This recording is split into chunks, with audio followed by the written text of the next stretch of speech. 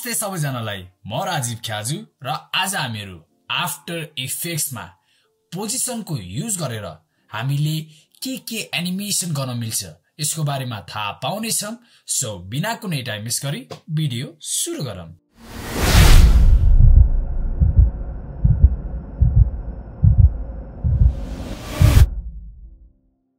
Text खोल्नु भइसकेपछि एउटा यस्तो इन्टरफेस आउँछ। कम्पोजिसन क्रिएट गर्नको लागि तपाईले यो न्यू कम्पोजिसनमा यसरी क्रिएट गर्न सक्नुहुन्छ। तपाईले यो सानो बटन रहेको छ, यहाँबाट पनि तपाईले क्रिएट हुन्छ। लागि म युट्युब को लागि बनाउने भएकोले मैले विड्थ चाहिँ मैले 1920 गर्छु र हाइट चाहिँ मैले 1080 गर्दिन्छु। र यहाँ तलतिर फुल फ्रेम रहेको छ, फुल फ्रेम नै हाल्नुस्।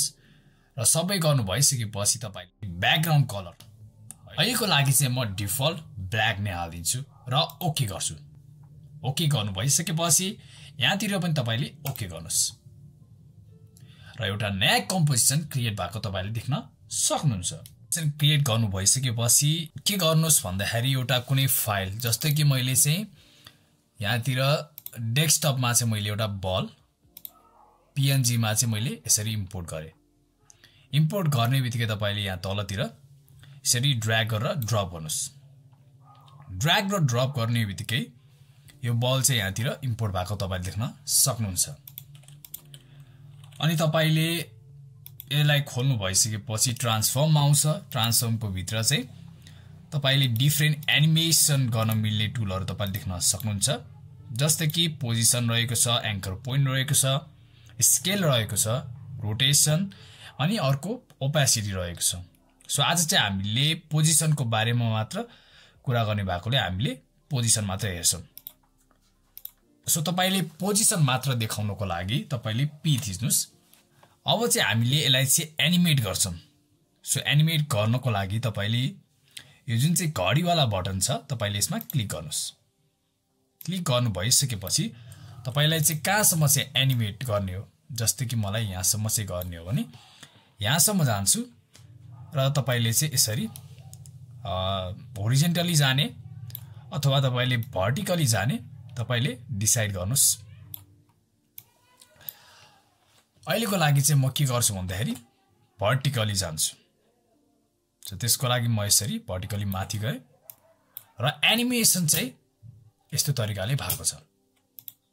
यदि तपाईलाई भर्टिकली डाउन चाहियो भने तपाईले यसरी तलतिर गर्न सक्नुहुन्छ र एनिमेट यसरी हुन्छ। र तपाईलाई यदि होरिजेन्टली चाहियो, जस्तै कि तपाईलाई यहाँसम्म यसरी जाओस् भन्ने चाहियो भने तपाईले यसरी एनिमेट पनि गर्न सक्नुहुन्छ। सो यसरी चाहिँ एनिमेट भएको छ। र तपाईलाई होरिजेन्टली लेफ्ट साइडमा चाहियो भने तपाईले यही पोइन्टमा गएर चाहिँ तपाईले यसरी होरिजेन्टली यसरी लिएर आउन सक्नुहुन्छ। एक्जाम्पलको लागि म यो डिले गर्दिन्छु र होरिजेन्टली यसरी लेफ्ट साइडमा चाहिँ ड्र्याग गरेर यहाँसम्म लिएर आउँछु। सो एनिमेट चाहिँ तपाईको यसरी हुन्छ। सो हामीले अहिले चाहिँ सिम्पल तरिकाले भर्टिकली र हामीले होरिजेन्टली कसरी चाहिँ एनिमेट गर्न मिल्छ है भन्ने चाहिँ आज हामीले थाहा पायौं।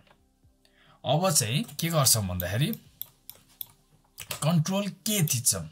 कन्ट्रोल के थिच्ने बित्तिकै यो कम्पोजिसनको एउटा सेटिङ आउँछ जुन चाहिँ हामीले अगाडि क्रिएट गरेका थियौं। सो तपाईले कम्पोजिसन अलिकति कम चाहियो भने तपाईले यसरी घटाउन सक्नुहुन्छ अथवा तपाईलाई यो कम्पोजिसन चाहिँ अलि बढी चाहियो भने तपाईले यसरी बढाउन सक्नुहुन्छ। सो तपाईले पछाडीतिर यसरी चेन्ज भएको तपाईले देख्न सक्नुहुन्छ। तपाईले कन्ट्रोल के थिचेर कम्पोजिसनमा जानुभयो र ब्याकग्राउन्ड कलर जस्तै कि मलाई ग्रे चाहियो भने यसरी ग्रे पनि चुज गर्न सक्छु र ओके गर्छु। सो एकदम ब्राइट भएकोले चाहिँ म के गर्छु भन्दाखेरि म यसको लाइट चाहिँ म अलिकति कम भएको चाहिँ म चुज गर्छु र ओके गरे। र यो बललाई चाहिँ मैले यहाँतिर पनि हाल्न सक्छु, यहाँबाट पनि हाल्न सक्छु अथवा यहाँबाट यसरी लिएर पनि जान सक्छु। अब यहाँतिर तपाईले जुम गर्नको लागि तपाईको किबोर्डको बटन जुन चाहिँ प्लस छ तपाईले प्लस थिच्नुस् यदि तपाईलाई जुम आउट गर्नु छ भने तपाईले माइनस थिचेर यसरी जुम आउट गर्न सक्नुहुन्छ सो प्लस गरे भने जुम इन हुन्छ भने माइनस गरे भने चाहिँ जुम आउट अथवा तपाईले अर्को तरिका अल्ट थिचिराख्नुस् र तपाईले स्क्रोल गर्नुस् जुम इन भयो र जुम आउट गर्नको लागि फेरि तपाईले अल्ट थिचिराख्नुस् र तपाईले स्क्रोल ब्याक गर्नुस् र यसरी तपाईले जुम इन र जुम आउट चाहिँ इजिली गर्न सक्नुहुन्छ अब चाहिँ के गर्छौं भन्दाखेरि हामीले सिम्पली यो बललाई चाहिँ यहाँबाट यो राइट साइडमा जाओस् भनेर चाहिँ हामीले एनिमेट गर्छौं त्यसको लागि हामी के ड्युरेसनमा जान्छौं र यसरी एनिमेट गर्छौं सो एनिमेट चाहिँ यसरी हुन्छ सो तपाईले चाहिँ यहाँतिर केही जर्क्सहरु मतलब अर्कीका जस्तै तपाईले चाहिँ यसरी अलिअलि फिल गर्नुभयो भने चाहिँ के गर्नुस् भन्दाखेरि यो जुन चाहिँ मोसन ब्लर भन्ने छ सो मोसन ब्लर चाहिँ तपाईले यसरी क्लिक गर्नुस् जुनमा चाहिँ तपाईलाई मोसन ब्लर चाहिने छ सो मोसन ब्लर हुँदाखेरि चाहिँ यसरी डिफरेन्स तपाईले देख्न सक्नुहुन्छ र तपाईले याद गर्नुपर्ने कुरा चाहिँ के हो भन्दाखेरि यहाँतिर तपाईले मोसन ब्लर हाल्नु भइसकेपछि यहाँ माथि पनि तपाईले यसरी अन गरिदिनुस् त्यसपछि मात्र त्यो इनेबल हुन्छ सो मोसन ब्लरले गर्दाखेरि चाहिँ जर्क्स जुन चाहिँ अर्की गएको जस्तो एनिमेसन चाहिँ हुँदैन र त्यो चाहिँ मोसन ब्लरले चाहिँ त्यसले कभर गरिदिन्छ अब चाहिँ हामीहरु के गर्छौं भन्दाखेरि यो जुन चाहिँ बल छ यो बललाई चाहिँ फर्स्टमा यहाँतिर त्यसपछि यो पोइन्टमा त्यसपछि यहाँ माथितिर र त्यसपछि यो लेफ्ट साइडको पोइन्टमा यसरी चाहिँ स्क्वायर रूपमा चाहिँ यसरी घुमिराखोस् भन्ने किसिमले चाहिँ हामीहरु एनिमेट गर्छौं त्यसको लागि म पोजिसनमा यसरी क्रिएट गर्छु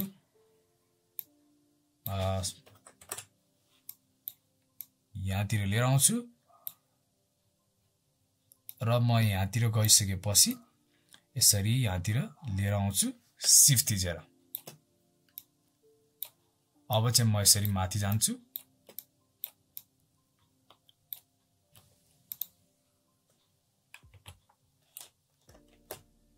र एउटा कुरा चाहिँ के छ भन्दाखेरि तपाईले यहाँतिर यो कर्व्स देख्न सक्नुहुन्छ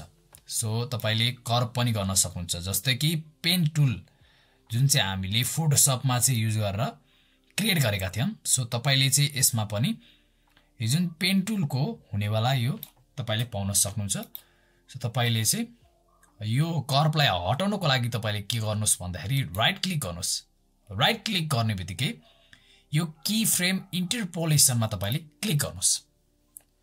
र तपाईले स्पार्शियल इन्टरपोलेसनमा चाहिँ तपाईले लिनियरमा चुज गर्नुस् र ओके गर्नुस् यो हुने बित्तिकै चाहिँ यो कर्व चाहिँ यसरी हटेको छ सो तपाईले कर्व हटाउनको लागि तपाईले यो प्रोसेस युज गर्नुभयो भने तपाईलाई एकदमै सजिलो हुनेवाला छ हामीहरु फेरि के ड्युरेसनमा जान्छौं र यहाँतिर एनिमेट गर्छौं फेरि त्यही प्रब्लम आएको छ सो हामीले राइट क्लिक गर्छौं की फ्रेम इन्टरपोलेसन र स्पेशियल इन्टरपोलेसनमा तपाईले लिनियर गरेर ओके गर्नुस् र एउटा स्क्वायर यसरी बनेको छ सो मेरोमा चाहिँ अहिले प्रिभ्यू एकदमै स्लो भइरहेको छ सो यसरी एनिमेट चाहिँ हुन्छ तपाईलाई चाहिँ यसरी जुन तरिकाको यो डाइरेक्सनमा तपाईले लिएर जानु छ सो तपाईलाई यो आफ्टर इफेक्ट्समा चाहिँ एकदमै टाइम लाग्ने भएकोले चाहिँ तपाईले चाहिँ इलिस्ट्रेटर युज गर्न सक्नुहुन्छ सो इलिस्ट्रेटर युज गर्नको लागि म इलिस्ट्रेटर चाहिँ खोल्छु र तपाईले इलिस्ट्रेटर खोल्नु भइसकेपछि जुन तपाईले यहाँतिर कम्पोजिसन क्रिएट गर्नु भएको छ एक्जाम्पलको लागि म कन्ट्रोल के गर्छु र म कम्पोजिसन चाहिँ 920 र यहाँतिर 1080 गर्दिन्छु र तपाई इलिस्ट्रेटरमा जानु भइसकेपछि तपाईले क्रिएट न्यू गर्नुस् र तपाईले चाहिँ यहाँतिर पिक्सेल्स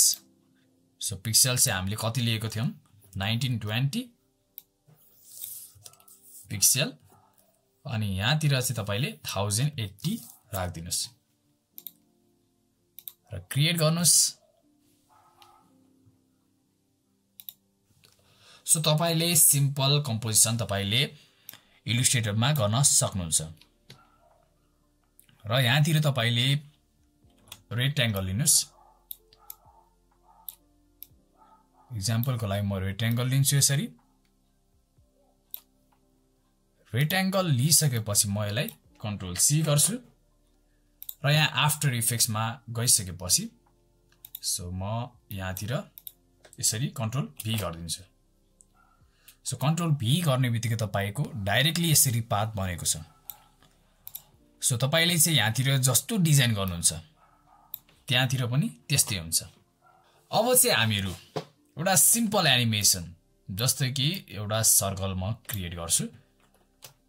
एक्जाम्पलको लागि म यसरी सर्कल लिन्छु र सर्कल चाहिँ म यसरी बनाउँछु र यो सर्कललाई चाहिँ म कन्ट्रोल सी गर्छु र आफ्टर इफेक्ट्समा गइसकेपछि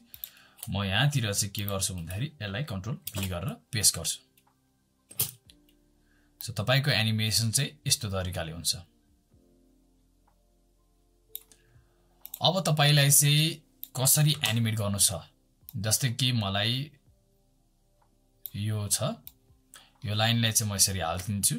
सो हालिसकेपछि म के गर्छु भन्दाखेरि इफेक्ट्समा जान्छु डिस्टोर्ट एन्ड ट्रान्सफर्ममा गइसकेपछि यहाँतिर जिगज्यागमा जानुस् र तपाईले कतिसम्म चाहिँ यसरी जिगज्याग गर्ने हो र तपाईले स्मुथ गर्दिनुस् र ओके गर्दिनुस् त्यसपछि चाहिँ तपाईले यसलाई कन्ट्रोल सी गर्नुस् र तपाईले चाहिँ यसमा कन्ट्रोल भी गर्नुस् यसपछि एनिमेसन चाहिँ यस्तो तरिकाले यहाँतिर गोल हुन्छ मतलब यहाँतिर तपाईले पोस्ट पनि हाल्न सक्नुहुन्छ डिफरेन्ट तरिकाले तपाई आफ्नै क्रिएटिभिटी लगाएर तपाईले यो एनिमेसन गर्न सक्नुहुन्छ आजको लागि चाहिँ यति नै हामीहरु फेरि पनि एउटा नयाँ भिडियोमा भेट्ने छौं तबसम्मको लागि stay safe stay healthy and bye bye